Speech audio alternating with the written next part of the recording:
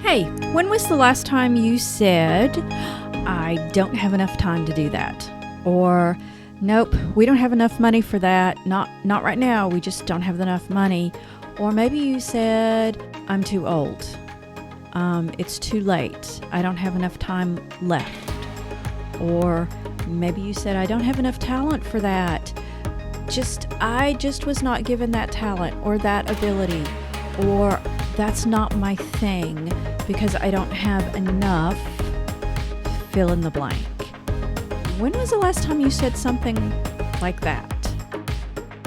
Well, I said it just a couple of days ago, and yeah, so this one's going to be kind of personal, close to home, yikes. I'm pretty sure you've heard the phrase poverty mindset or lack mindset or a lack of. These are terms that are pretty widely known in some realms online or places like that. And this idea of poverty is the idea that there's not enough. So the definition of poverty is, one of them is the state of being extremely poor. And another definition is the state of being inferior in quality or insufficient in amount. And that's not a definitive amount of money, amount of relationship, amount of just fill in the blank with amount of whatever insufficiency you want to think of. So this is where it gets wild for me, because poverty is a state of lack, but it doesn't necessarily mean that that is the truth of a situation. So let's look at this idea of poverty mindset and lack, because guess what? Poverty mindset and lack is rooted in fear. It's not rooted in how much money you have or what you think you can do or how much time you have. The basic root of poverty is fear, because when you're in fear, you do not see the reality of the situation. You do not see the abundance that you have because you're guided by this level of fear, which is not the truth. So let me just give this little caveat here. Fear is, we know what fear is, but let's go back to one of the parables. And it's where Christ is talking about, and he says, the poor in spirit will inherit the kingdom of God. Okay, that kind of poor is not poor as in no money. That kind of poor is the idea of that in the original translation or the original words, recognizing the need for God, that we can do nothing and we have nothing apart from God because God is everything.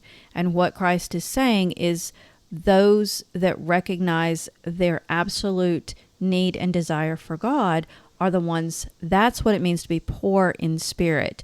It doesn't mean, oh, well, if I'm poor, then I'm godly and I'm all great and all that. That is not what that means.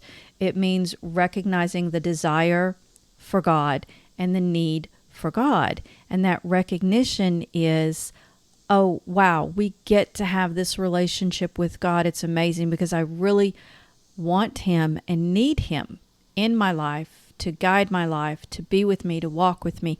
That is this idea of poor in spirit. Okay, so now let's jump into poverty mindset and lack, because that is about, you have to ask yourself, what is it that you're hearing yourself say that you don't have enough of?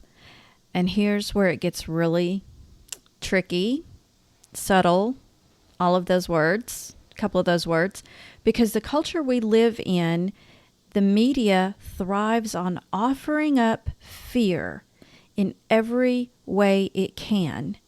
And this is what it looks like. If you go to a social media platform or watch TV or see, ads on any movie or streaming platform that you see, what you're going to come in contact with is, well, if you drink this, then you'll look like that. Well, if you want to make enough money, then you need to go to this school. If you want to have friends, then you need to wear these clothes or go to these places or drive this car or live in this neighborhood or do these things. Meaning, if you don't do these, then you won't have friends, you won't have income, you won't have nice things. So it's the opposite. So what you have to do is realize, and one of my favorite ones is, well, if you don't do this, if you don't look young enough, and if you don't use this product, then you won't have friends and you won't get married. You know, all of those. That's another, the looks thing. It's this industry, beauty industry and fitness industry. Now, yes, there's a level of taking care of yourself because our bodies are the temple of God. And yes, I'm pointing at myself at this one, and y'all that know me are just going to crack up. Thanks a lot, y'all. But here's the deal. Pay attention to the actual message of the commercial or the social media platform, and you'll see exactly what is supposedly missing from your life. And there it is. That's the poverty mindset. It's what's missing, what do I not have, what will I never get, what can I not obtain. That's the poverty mindset, and it's based in fear. And I'm saying fear because the first part of John 10:10 says, a thief comes only to steal, to kill, and to destroy. Well, that's a threat. It's the truth, but he's threatening. So there's a definite way to fight back, and it's to use the truth. And what you want to do is listen to the words your thoughts are using. Now that sounds tricky. Listen to the words your thoughts are using. And those words are words like can't, there's no way, it's impossible, not me, not enough. Well, this is the reality. It's not enough. You don't have enough. You aren't enough. All of these things. And then you have to ask yourself, is this the truth? Is it true that I'm not enough? Is it true that this is impossible? Is it true that it's not about it? It's not me. I'm not supposed to do this. Well, in this realm, it looks like it's true. You know, it looks like, well, the bank account numbers are just the bank account numbers. But that may be the numbers today. That does not mean that it's the numbers tomorrow. That may be your situation today, but that doesn't mean that's the situation tomorrow. And y'all, I am living right there. So yeah, I'm preaching to the choir on this one. Okay, so now let's look at the second part of John 10:10. And this is where Christ says, I have come so that they may have life and have it in abundance. And that means right now. That does not mean future. That means right now and future. You get abundance right now, like right this minute. Now, the other verse that I want to talk about here is 2 Timothy 1:7, because it says, we have not been given a spirit of fear. So in the NRSV, it says, for God did not give us a spirit of cowardice, but rather a spirit of power and of love and of self-discipline. The NET says, for God did not give us a spirit of fear, but of power and love and self-control. Well, these are really important because when you're in fear, it stops you from doing the thing that you want to do, the thing that God has given you to do. And when you're coming at this from maybe a place of trauma, it's fight, flight, or freeze. And the freeze is the fear. That's what stops you from doing what God calls you to do. So God did not give us a spirit of fear, but of power and love and self-control. And the power and love and self-control, it's all from God, and it's all that He's given us all we need.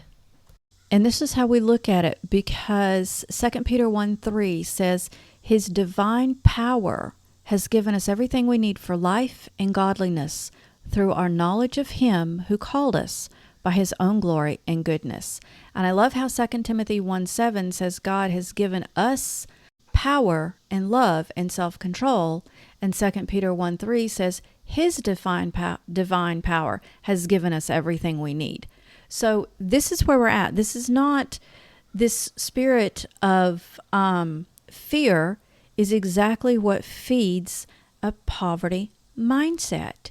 And when we realize God has given us everything we need for life and godliness right now through our knowledge of Him, which means getting to know Him, having a relationship with Him, talking to Him, He's given us all of this. So we have no reason to have a poverty mindset. And boy, that is all kinds of tough, let me tell you. Okay, so this is what you do. And I've already said it, but I'm going to say it again. Listen to the words that your thoughts are using. Really listen the minute they come out of your mouth. And let me tell you, they came out of my mouth last night, big time. Listen to the words your thoughts are using. And are those words the truth? 9 times out of 10, they're not. They're what you're used to saying to yourself and hearing. And that's when you start paying attention to those words and you realize it's the thief that comes to steal, kill, and destroy.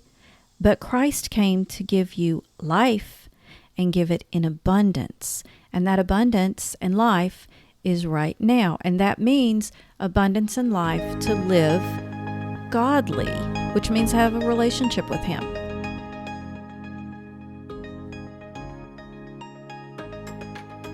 This is a daily for me, sometimes every minute of the day, reminding myself, what are the words my thoughts are using, and are they the truth? Are they the words of God and the truth, or are they the words I've just gotten used to saying to myself, or are they words that the enemy's thrown in there trying to mess me up?